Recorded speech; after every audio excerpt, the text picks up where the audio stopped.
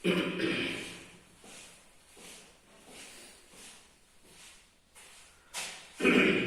मित्रों, मैं कान्हा राम सैनी मेरे YouTube चैनल संस्कृत ज्ञान गंगा में आपका स्वागत करता हूं। मैं आज आपके लिए एक नया विषय लेकर आया हूं। मैं आपके लिए आज जो मेरा विषय लेके आया हूं वो है दर्शन शास्त्र। दर्शन शास्त्र में भी हम जो सांख्य कारिका है, सांख्य दर्शन का एक बहुत ही महत्वपूर्ण विषय है, ग्रंथ है सांख्य कारिका। ईश्वर कृष्ण द्वारा रचित उस सांख्य कारिका को मैं पढ़ाने का प्रयास करूंगा। तो सांख्य कारिका ग्रंथ को पढ़ने से पहले मैं दर्शन शास्त्र के बारे में कुछ बताना चाहता हूं, कुछ परिचय देना चाहता हूं।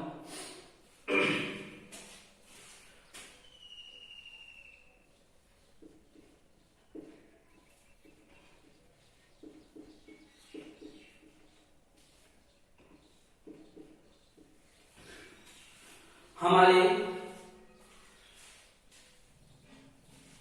जो दर्शन शास्त्र हैं, मूल दर्शन है, वो हमारे मूल दर्शनों की संख्या है 9। मूल रूप से कुल दर्शन हमारे जो माने गए हैं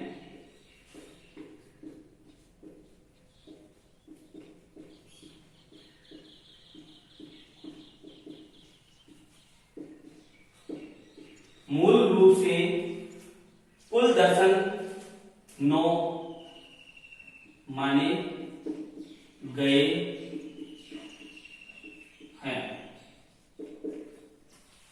जो कुल 9 दर्शन माने गए हैं मूल रूप से, उनमें भी 2 विभाजन है, एक आस्तिक दर्शन है और एक नास्तिक। आस्तिक दर्शन वो होता है जो ईश्वर को मानता है, ईश्वर में विश्वास करता है, और नास्तिक दर्शन वो होता है जो ईश्वर को नहीं मानता है, ईश्वर में विश्वास नहीं करता है। तो इस प्रकार से दर्शन के भी 2 विभाजन है, एक आस्तिक हुआ, एक नास्तिक हुआ। तो जो आस्तिक, ये कुल दर्शन 9 है, उनमें से आस्तिक दर्शन है 6। तो कुल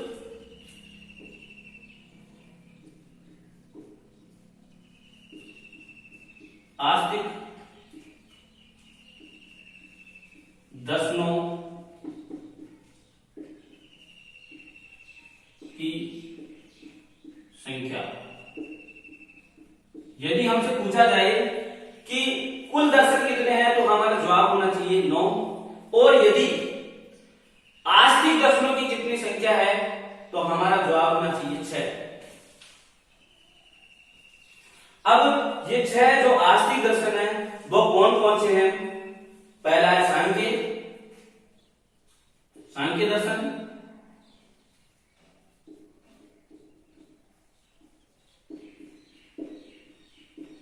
दूसरा दर्शन है योग दर्शन।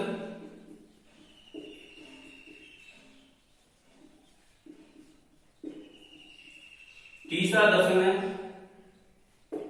न्याय दर्शन।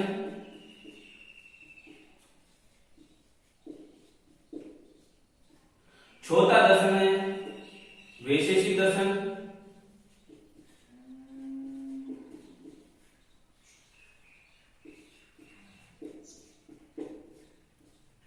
पांचवा दर्शन है उत्तर मीमांसा।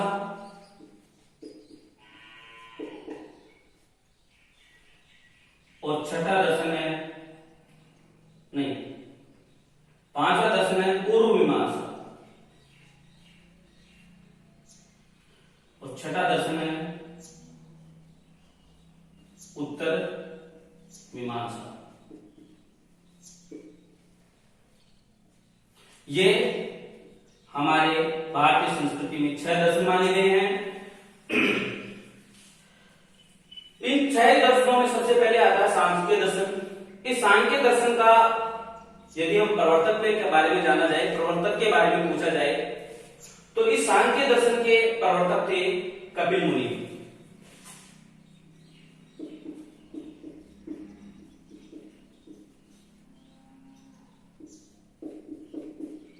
यदि आपसे पूछा जाए कि सांख्य दर्शन के जो प्रवर्तक थे वह कौन थे, तो आपका उत्तर होना चाहिए सांख्य दर्शन के प्रवर्तक कपिल मुनि थे।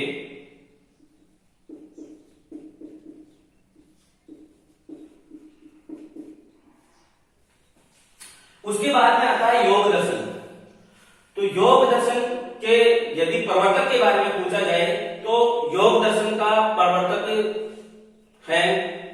है पतंजलि।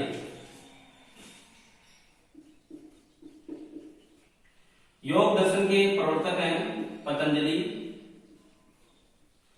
उसके बाद में जो तीसरे नंबर का जो दर्शन है वो आता है न्याय दर्शन, और न्याय दर्शन के प्रवर्तक हैं गौतम, महर्षि गौतम। न्याय दर्शन के जो प्रवर्तक हैं वो हैं महर्षि गौतम। उसके बाद में जो चौथा दर्शन आता है वैशेषिक दर्शन। वैशेषिक दर्शन के प्रवर्तक हैं कणाद। वैशेषिक दर्शन है, वैशेषिक दर्शन के प्रवर्तक है कणाद। उसके बाद में पांचवा दर्शन आता है पूर्व मीमांसा। उसके प्रवर्तक है जैमिनी।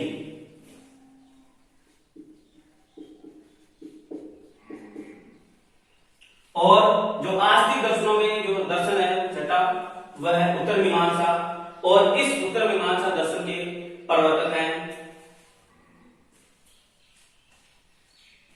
बादरायण।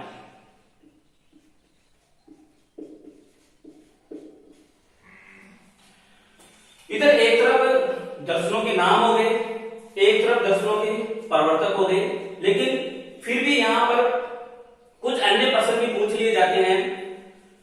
तो मैं आपको बताता हूं कि कौन से अन्य प्रश्न भी पूछे जाते हैं यहां पर परीक्षाओं में।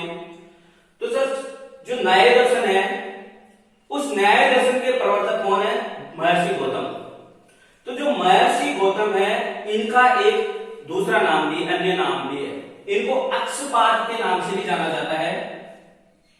अक्षपाद। महर्षि गौतम को अक्षपाद गौतम के नाम से भी जाना जाता है, यह हमें ध्यान रखना चाहिए। तो जो अक्षपाद गौतम हुए तो अक्षपाद दर्शन कौन सा हुआ? न्याय दर्शन। यदि आपको पूछ लिया जाए कि अक्षपाद किस दर्शन के प्रवर्तक हैं, तो न्याय दर्शन के। यदि आपसे पूछ लिया जाए अक्षपाद गौतम ऐसा भी नाम दे दे तो भी आपको न्याय दर्शन करना है। और आपको पूछ लिया जाए न्याय दर्शन के प्रवर्तक कौन है और गौतम नहीं दिया हो, अक्षपाद दिया हो, तो भी आपका उत्तर अक्षपाद होना चाहिए। इसके बाद में जो एक दर्शन है, जो अब एक चीज और है कि जो न्याय दर्शन है उसको किस नाम से जाना जाता है। इसका एक अन्य नाम और है न्याय दर्शन का, इसको आन्वीक्षिकी दर्शन के नाम से जाना जाता है।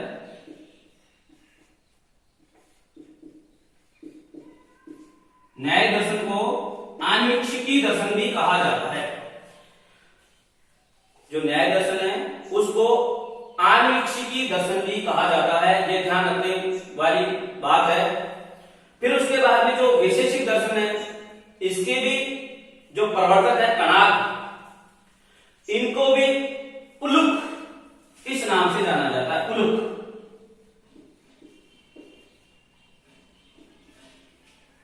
इनका भी एक अपर नाम है उलुक, यह भी हमें ध्यान रखना है। यहां से भी प्रश्न पूछ लिया जाता है कि जो अक्षपाद, वो जो कणाद वैशेषिक दर्शन के प्रवर्तक है उनका अपर नाम क्या है, तो उलुक। और जो वैशेषिक दर्शन है उनका उलुक नाम होने के कारण वैशेषिक दर्शन को ओलुके दर्शन के नाम से भी जाना जाता है। क्या किस नाम से जाना जाता है? ओलुके, ओलुके दर्शन के नाम से भी जाना जाता है। इसके बाद में जो बादरायण व्यास है, उत्तर मीमांसा के जो बादरायण हैं, इनका भी एक अपर नाम है, वो भी परीक्षाओं में कभी कभी पूछ लिया जाता है। इनका दूसरा अपर नाम क्या है? कृष्ण देवोपायन व्यास। बादरायण व्यास भी कहते हैं इनको, और यहां मैं क्वेश्चन में लिख देता हूं कृष्ण देवोपायन व्यास। कृष्ण देवोपायन व्यास, कृष्ण देवोपायन व्यास के नाम से भी प्रसिद्ध हुई है। और बादरायण, इसलिए आपको कभी कंफ्यूज नहीं होना है। अगर ऑप्शन में आपको उत्तर मीमांसा का प्रवर्तक पूछा जाए और व्यास लिखा हुआ जाए तो भी आपका उत्तर सही होगा, कृष्ण देवोपायन व्यास लिखा जाए तो भी आपका उत्तर सही होगा, और बादरायण लिखाया जाए तो भी आपका उत्तर सही होगा। इस प्रकार से जो हमारे जो षड दर्शन है, आस्तिक दर्शन, उनका थोड़ा परिचय मैंने दिया। अब इसके बाद में आते हैं नास्तिक दर्शन। तो इस प्रकार से मैंने आपको बताया कि कुल दर्शन 9 होते हैं, उनमें से 6 दर्शन हमारे यदि आस्तिक दर्शनों में आ गए तो नास्तिक दर्शनों की संख्या कितनी बची?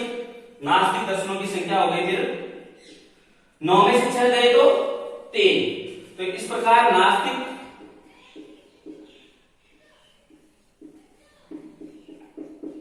दर्शनों की संख्या यदि हमसे पूछी जाए तो हमारा उत्तर होना चाहिए 3। अब ये 6 दर्शन तो हमने देख लिए, उसके बाद में जो 3 बचे हैं वो दर्शन कौन कौन से हैं?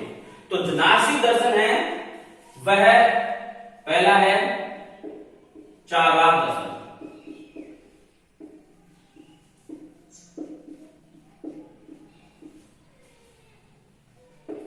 दूसरा है बौद्ध दर्शन,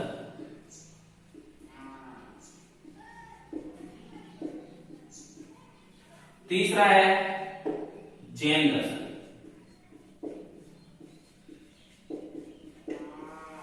इस प्रकार से हमारे 6 आस्तिक दर्शन है और 3 नास्तिक दर्शन है, और कुल मूल रूप से 9 दर्शन है।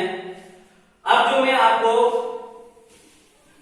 ये हुआ हमारा थोड़ा सा दर्शन शास्त्र के बारे में कुछ संक्षिप्त परिचय। इसके बाद में मैंने बता रहा था आपको कि मैं सांख्य कारिका को पढ़ाऊंगा, तो मैं सांख्य कारिका का कुछ परिचय आपको बताता हूं, उसके बारे में कुछ महत्वपूर्ण बातें बताता हूं।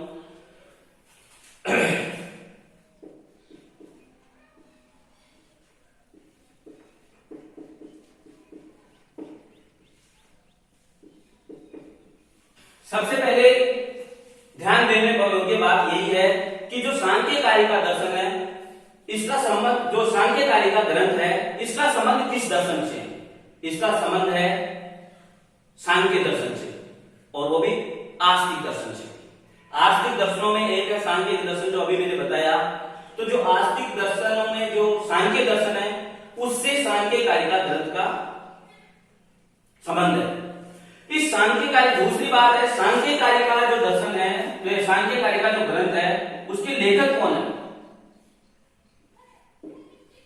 तो इसके लेखक हैं ईश्वर कृष्ण।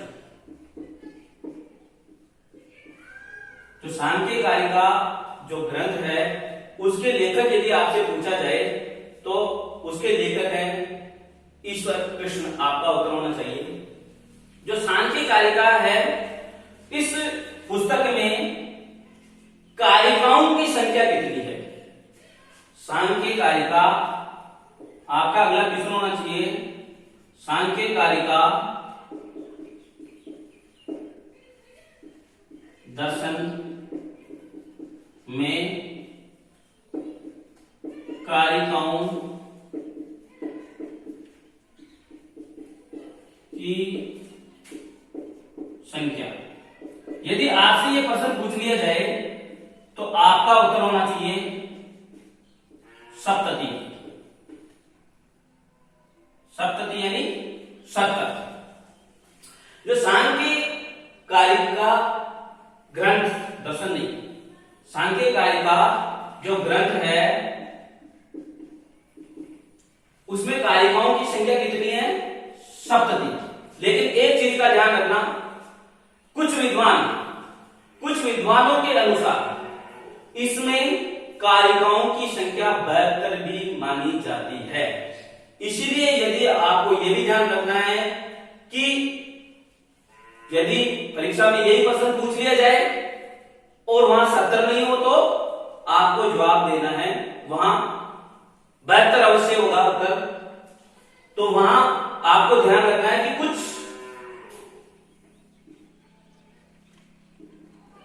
आचार्यों के अनुसार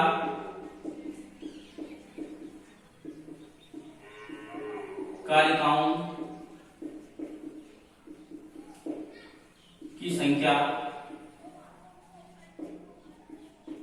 72। कितनी है? 72। आगे तो और इसके बारे में महत्वपूर्ण है कि जो सांख्य दर्शन है उसके अन्य नाम, ये सांख्य कारिका है उसके अन्य नाम क्या है? तो सांख्य दर्शन है, सांख्य कारिका जो ग्रंथ है, सांख्य कारिका के अन्य नाम, इसके अन्य नाम है हिरण्य सप्तति। एक है हिरण्य सप्तति और एक है स्वर्ण सप्तति। स्वर्ण सप्तति यानी इसको जो सांख्य कारिका ग्रंथ है उसको हिरण्य सप्तति और स्वर्ण सप्तति इन दो नामों से भी जाना जाता है।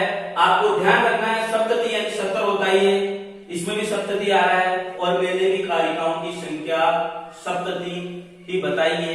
कुछ विद्वानों के अनुसार, कुछ आचार्यों ने इसमें कारिकाओं की संख्या 72 बताई है। इसमें एक और महत्वपूर्ण प्रश्न बनता है कि जो सांख्य कारिका है उसको अनुपयोग द्वार में, अनुपयोग द्वार नाम का एक ग्रंथ है,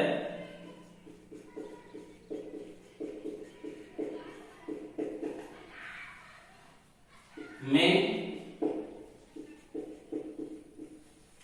सांख्य कारिका का नाम, जो अनुयोग द्वार में सांख्य कारिका का क्या नाम मिलता है? तो इसका उत्तर है कणद सत्री। कणद सत्री।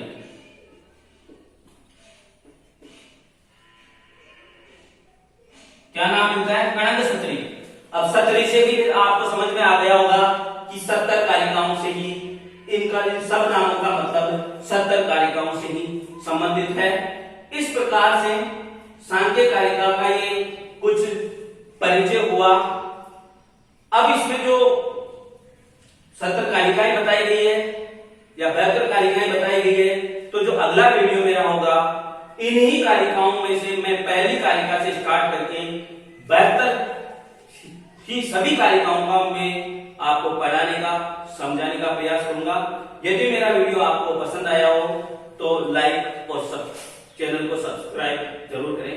धन्यवाद।